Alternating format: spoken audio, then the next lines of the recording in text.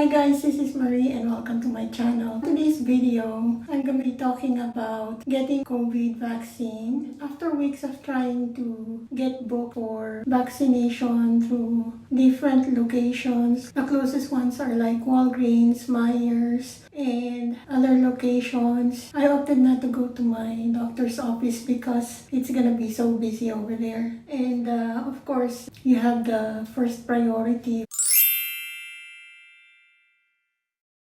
And April 12, it's already open to the public. And since I think 2 weeks, we've been searching for where we can find the COVID vaccine to no avail. Until April 11, around 7 a.m., we searched. This time around, we went to the mass vaccination location and successfully we found one scheduled for me for the same day. Prior to this, to going to the location, we have downloaded the two requirements of two forms, one to fill out and one was with the QR code, and you have to bring your ID or driver's license to present. So you have to fill out a form, bring all those papers plus your ID to the location. And I was so happy that this day has finally arrived. So we forgot that by the next day, April 12, the vaccine is open to the public already. Although it's open to the public, you still have to find the location just like everybody else where you can go. Upon arriving at the location, I was surprised to find that it was very organized and peaceful. That was one of my apprehensions before coming to the location, that it would be so full of people and the lines would be so long. But I was prepared. I had my mask on. Luckily, the line was not very long and it was very organized and fast-paced. You have the nurses, the army, and the police in the location, so it kept everybody moving fast and orderly, and everybody was friendly and polite. By the time you arrive there, they check you in, look at your papers, and then swiftly go to the area where you get vaccinated. And the nurses were so friendly and had a gentle touch. Next, you go to the line where you get your papers or ID for the next vaccination, and then they have you wait in a waiting area for about 15 minutes.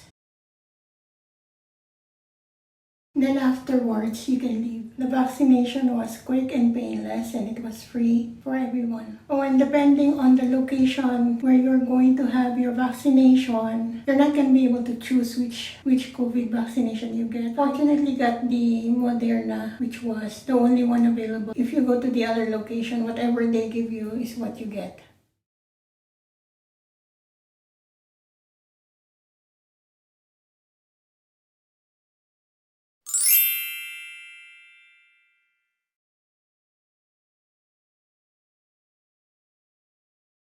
When we got home, I think within the hour, I started to feel a headache. It was very mild, and since I wasn't really expecting it, I wasn't really minding. But that headache did not go away until the next day. It was already going up all the way. And then I started to feel pain on my shoulders, on my arms, and on the side. I think it was on this arm, left arm. Not just from that injection site, but it was going all over. I started to feel pain on my joints as well. I was feverish the next day, pain all over my body, joint aches, and having chills. And this lasted for about 3 to 5 days for me, like a flu. So I just slept it off. It was very surprising for me that I had that side effect, since it was only the first dose. So I just rested more and I didn't take any medication. Just slept and I drank a lot of fluid. That's it. After a few days, I started to talk with some of my relatives who have also been vaccinated with varying types of COVID vaccine. They also had side effects, some mild, others did not feel anything but the pain from the injection. I spoke to people who had felt some side effects like very high fever. The other one had mild fever and body aches. And one person was so exhausted because they went to work, was so exhausted they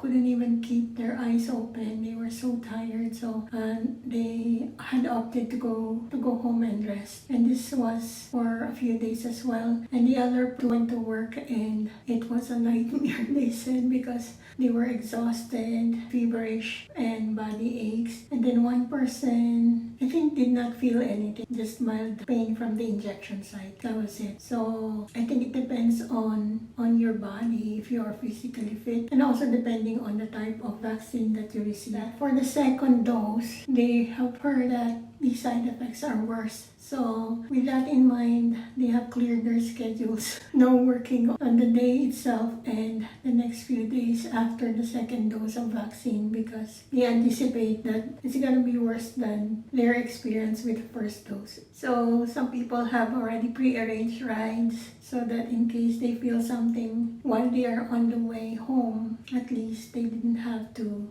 drive or take public transportation. After the first dose, it's still advised to practice your social distancing and proper hand washing and wearing of masks. The schedule of the second dose depends on the type of vaccine that you receive. For Moderna, I think it's 4 weeks after the first dose that you get to receive your second dose. And then for Pfizer, 3 weeks after the first dose, then you can have your second dose.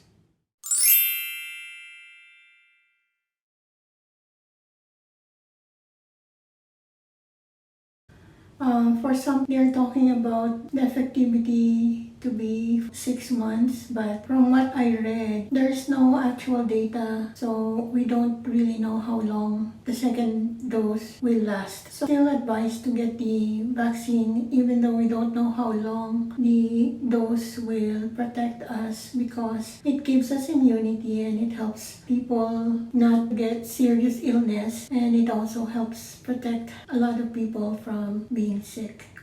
Since the COVID-19 affects people differently, we don't really know how or why some people who are younger or older get affected more than the others. And some are even really young, healthy, and taking care of themselves, but they still get the serious illness along with the COVID symptoms. You also have the older adults who have weaker immune system but not showing any symptoms or do not feel affected. So we don't really know how our body reacts to the disease. So it's advised to be protective and to prevent us ourselves from getting sick. So keep practicing your protocols, social distancing, and avoid crowded areas, wearing your mask and proper hand washing. And I know in the Philippines, the vaccines are not enough right now. So hopefully by following your protocols, you can prolong the protection while waiting for the rest of the vaccines to arrive.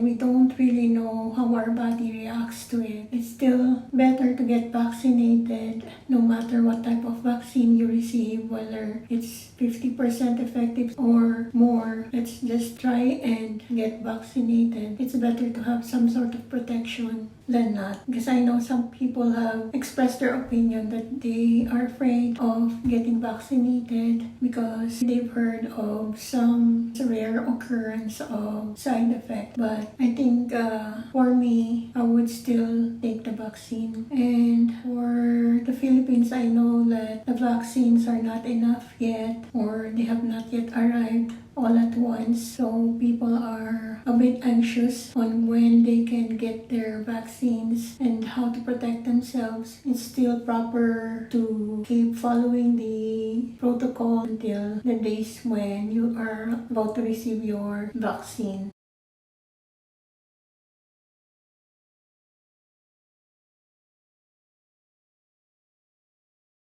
Let's keep praying for everybody's safety and good health, and stay positive. We will all get through this. I hope I was able to shed some light on some information about receiving the vaccine so that you can plan ahead and get protected. I'm going to be ending this video. Stay safe and be healthy. Have a good day. Bye.